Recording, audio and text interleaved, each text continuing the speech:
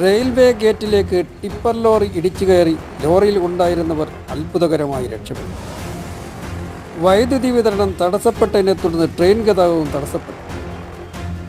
കൊല്ലം ചെങ്കോട്ട പാതയിൽ ഇളമ്പള്ളൂർ റെയിൽവേ ഗേറ്റിലാണ് സംഭവം.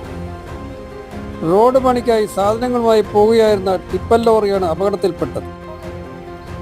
Train engine കടന്നു പോകുന്നതിനായി റെയിൽവേ ഗേറ്റ് അടയ്ക്കുന്ന സമയത്ത് കാഞ്ഞിരക്കോട് ഭാഗത്തു നിന്നും വരികയായിരുന്ന ടിപ്പർ ലോറി ഗേറ്റിലേക്ക് ഇടിച്ചു കയറുകയായിരുന്നു. ഗേറ്റ് റെയിൽവേ ഇലക്ട്രിക് ലൈൻ തട്ടിയതിനെ തുടർന്ന് വൈദ്യുതി വിതരണവും തടസ്സപ്പെട്ടു.